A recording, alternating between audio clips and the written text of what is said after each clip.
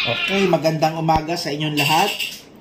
Welcome kayo dito sa ating channel. So, ipapakita ko lang sa inyo itong binili ko na hardened tools na 5 pieces circle clips pliers. Ayan. Circle clip pliers.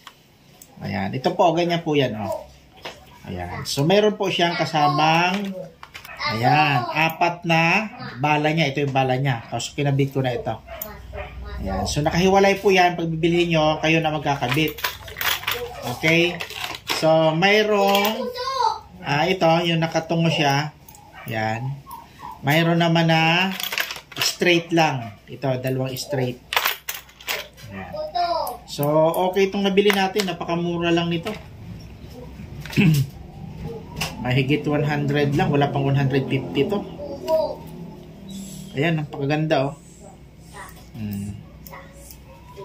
Ang kagandahan nito, double purpose siya.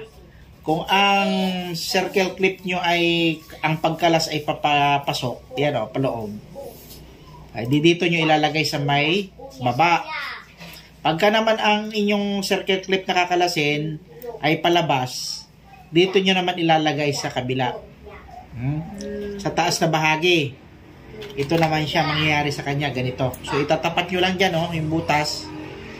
Tatapat nyo lang dyan. O, yan, nakakabit na. Kaya pag i-quinan nyo doon sa butas yan, tanggalin nyo yung circle clip. Ganyan lang yan. Yan. O. Double purpose siya. O, dito sa kabila naman ay papasok, paloob.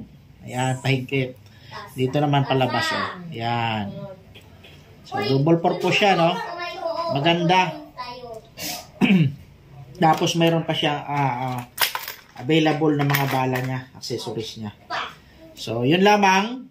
Maganda itong brand na to. Hindi naman sponsored to, pero nagugustuhan ko yung mga brand nitong hardened tools na ito. Hardened tools. Tatanungin nyo kung saan natin binili ito. Ay, binili natin ito sa Lazada. Madali lang hanapin.